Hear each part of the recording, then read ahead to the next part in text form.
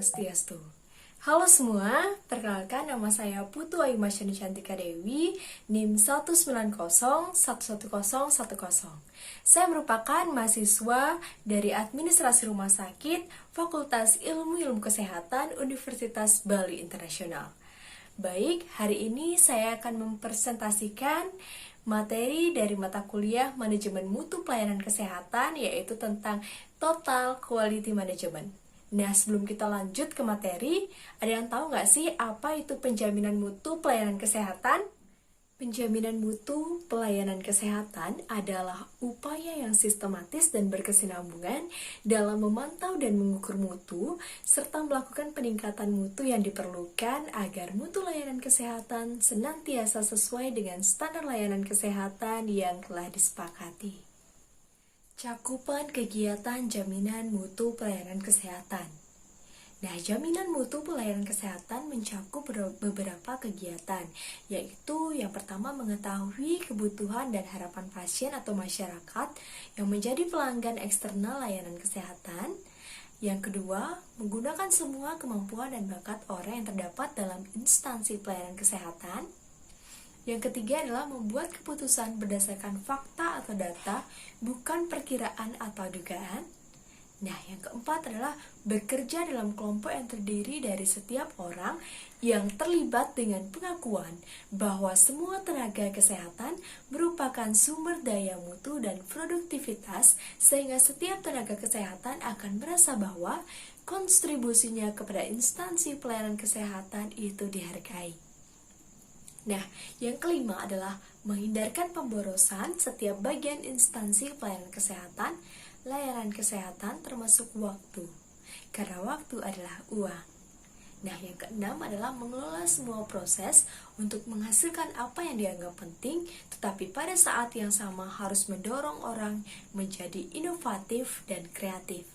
Nah, yang terakhir adalah yang ketujuh. Yang ketujuh adalah semua kegiatan itu harus selalu dikerjakan.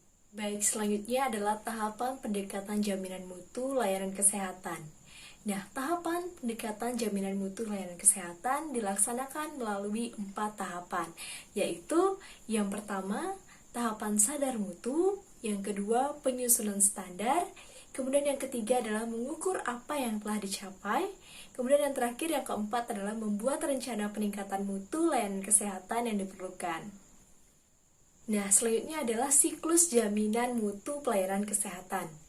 Siklus jaminan mutu pelayanan kesehatan terdiri dari 4 tahapan, yaitu yang pertama adalah menyusun standar, mengukur mutu, menyusun rencana, melaksanakan rencana. Nah, semua langkah dalam siklus jaminan mutu pelayanan kesehatan atau lingkaran mutu selalu berulang atau berkesinambungan serta tidak pernah berhenti, seperti yang terlihat pada gambar. Nah, ini merupakan gambar dari lingkaran mutu. Keberhasilan suatu upaya pendekatan jaminan mutu layanan kesehatan memerlukan hal-hal sebagai berikut. Yang pertama, komitmen dari pemimpin instansi pelayanan kesehatan puncak, kemudian komitmen dari semua personil. Selanjutnya adalah kejelasan tanggung jawab kegiatan jaminan mutu layanan kesehatan. Nah, yang selanjutnya adalah bersedia melakukan perubahan sikap, pencatatan yang akurat, komunikasi yang efektif pada setiap tingkat instansi pelayanan kesehatan, pelatihan tentang pengetahuan dan keterampilan mutu dan jaminan mutu pelayanan kesehatan. Baik, selanjutnya kita akan memasuki materi inti pada hari ini, yaitu Total Quality Management. Nah, apa sih itu Total Quality Management?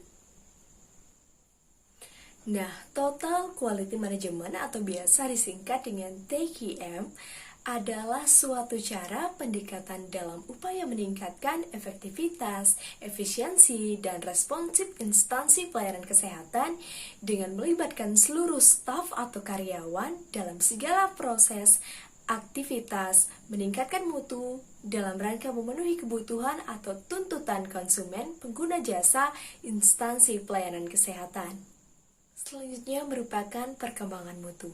Perkembangan mutu itu dari cara inspection, quality control, quality assurance, sampai ke total quality sangat bervariasi sesuai dengan perkembangan ilmu. Selanjutnya adalah pilar dasar dalam TQM. Menurut Lewis dan Smith, pada tahun 1994, terdapat 4 pilar dasar dalam penerapan konsumen, yaitu kepuasan konsumen, perbaikan terus-menerus, hormat atau respek terhadap setiap orang, dan 4 yang terakhir yaitu manajemen berdasarkan fakta. Nah, selanjutnya adalah elemen-elemen pendukung TQM. Untuk mendukung penerapan TQM, terdapat 10 elemen pendukung yang harus diperhatikan instansi pelayanan kesehatan, yaitu fokus pada pelanggan, obsesi terhadap kualitas, pendekatan ilmiah, komitmen jangka panjang, kerjasama tim, perbaikan sistem secara berkesinambungan, pendidikan dan latihan, kebebasan yang terkendali, kesatuan tujuan, dan yang terakhir adalah adanya keterlibatan dan pemberdayaan karyawan. Nah, berikutnya adalah kriteria-kriteria yang harus dipenuhi oleh instansi pelayanan kesehatan. Pada tahun 1996, Kres sempat menyatakan bahwa agar penerapan TQM berhasil, 4 kriteria berikut harus dipenuhi oleh instansi pelayanan kesehatan, yaitu yang pertama, TQM harus didasarkan atas kesadaran terhadap pentingnya kualitas. Yang kedua, TQM harus memiliki sifat kemanusiaan yang kuat, yang tercermin pada cara karyawan diperlakukan, diikutsertakan, dan diberi inspirasi. Yang ketiga, harus didasarkan pada pendekatan desentralisasi dengan memberikan pemberdayaan dan keterlibatan pada karyawan pada semua level. Nah, yang keempat adalah TQM harus dilaksanakan secara menyeluruh untuk melibatkan seluruh elemen instansi pelayanan kesehatan.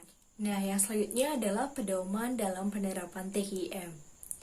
Agar penerapan TQM memperoleh suatu keberhasilan, instansi pelayanan kesehatan harus memiliki pedoman yang jelas dan terarah.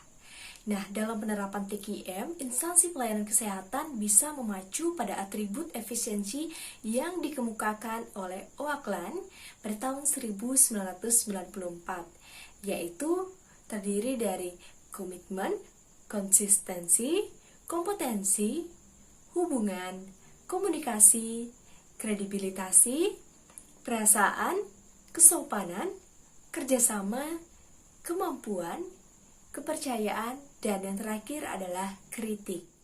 Nah, selanjutnya adalah alur TQM. Alur TQM terdiri dari 4, yaitu yang pertama adalah praktek organisasi, kemudian yang kedua adalah quality principle, yang ketiga adalah employer fulfillment, nah yang terakhir yang keempat adalah customer satisfaction. Hambatan dalam penerapan TQM. Hasil studi menemukan bahwa 8 hal sebagai penyebab kegagalan atau hambatan dalam penerapan TQM, yaitu sebagai berikut. Yang pertama, pembentukan tim yang keliru. Yang kedua, tujuan pembentukan yang tidak jelas. Yang ketiga, seringnya terjadi pergantian tim, padahal penggantinya tidak pernah mengikuti pelatihan TQM. Nah, yang keempat adalah kurangnya pemahaman tentang TQM. Selanjutnya yang kelima adalah komunikasi antar anggota tim yang tidak lancar. Nah, yang keenam adalah identifikasi masalah tidak dilakukan berdasarkan prinsip-prinsip TQM.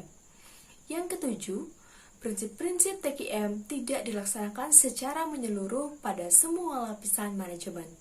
Nah, yang terakhir, yang kedelapan adalah pimpinan puncak menghendaki pemecahan masalah secara tepat tanpa proses yang bertele-tele. Nah, baik, selanjutnya adalah klasifikasi faktor penyebab kegagalan penerapan TQM. Berdasarkan hasil penelitian, Sawarjuono tahun 1996 mengklasifikasikan bahwa faktor penyebab kegagalan penerapan TQM dibedakan menjadi 2, yaitu yang pertama faktor internal instansi pelayanan kesehatan dan yang kedua adalah faktor eksternal instansi pelayanan kesehatan. Nah, berikut merupakan hambatan-hambatan dalam penerapan TQM berdasarkan Tatikonda dan Tatikonda. Berdasarkan temuan Tatikonda dan Tatikonda, mengidentifikasikan 10 hambatan dalam penerapan TQM, yaitu yang pertama, lack of vision, yang kedua, lack of customer focus, Yang ketiga, lacks of management commitment. Yang keempat adalah training with no purpose. Yang kelima adalah lacks of cost and benefit analysis. Yang keenam adalah organization structure. Yang ketujuh adalah TKM creating its own bureaucracy. Nah, yang kedelapan adalah lacks of measurement of earnest measurements. Nah, yang kesembilan adalah reward and recognition. Yang kesepuluh adalah accounting system. Secara umum, mutu layanan kesehatan dapat diukur melalui cara pengukuran mutu perspektif, kongruen, retrospektif, internal, dan eksternal. Program menjaga mutu perspektif. Pengukuran mutu perspektif adalah pengukuran terhadap mutu layanan kesehatan yang dilakukan sebelum layanan kesehatan diselenggarakan. Nah, program menjaga mutu perspektif ini terdiri dari standarisasi, lisensi, sertifikasi, dan akreditasi.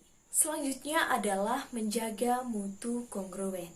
Pengukuran mutu kongruen adalah pengukuran terhadap mutu layanan kesehatan yang dilakukan selama layanan kesehatan dilangsungkan atau diselenggarakan. Nah, itu terdiri dari pengamatan secara langsung dan penentuan sampel. Nah, selanjutnya adalah program menjaga mutu retrospektif. Program menjaga mutu retrospektif adalah penjaminan mutu yang diselenggarakan setelah pelayanan kesehatan. Nah, program menjaga mutu retrospektif ini terdiri dari beberapa bagian, yaitu review jaringan rekam medik, review jaringan, dan survei klien. Selanjutnya adalah menjelaskan program menjaga mutu internal.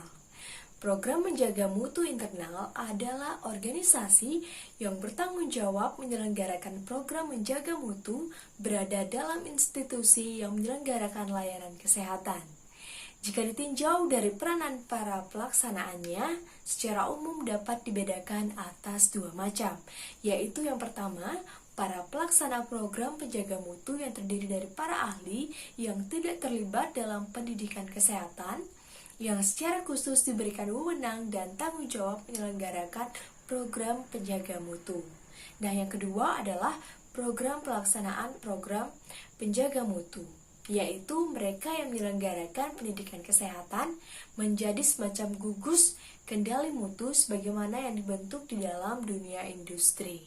Selanjutnya adalah menjelaskan program menjaga mutu eksternal.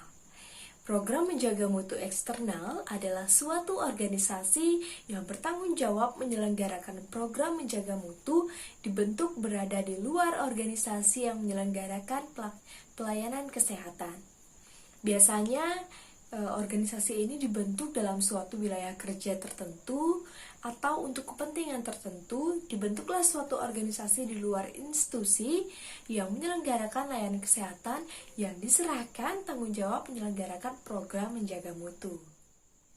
Nah, dari beberapa materi yang saya jelaskan, dapat disimpulkan bahwa penjaminan mutu pelayanan kesehatan adalah upaya yang sistematis dan berkesinambungan dalam memantau dan mengukur mutu, serta melakukan peningkatan mutu yang diperlukan agar mutu layanan kesehatan senantiasa sesuai dengan standar layanan kesehatan yang telah disepakati. Nah, jaminan mutu layanan kesehatan ini mencakup semua kegiatan yang bertujuan untuk meningkatkan mutu. Nah, baik, sekian yang dapat saya sampaikan materi tentang Total Quality Management dari mata kuliah Manajemen Mutu Pelayanan Kesehatan. Saya mohon maaf apabila ada sekiranya di dalam penyampaian presentasi materi tadi ada kata yang salah atau kurang berkenan di hati teman-teman semuanya. Akhir kata, saya tutup dengan Parama Santi. Om Santi Santi Santi Om.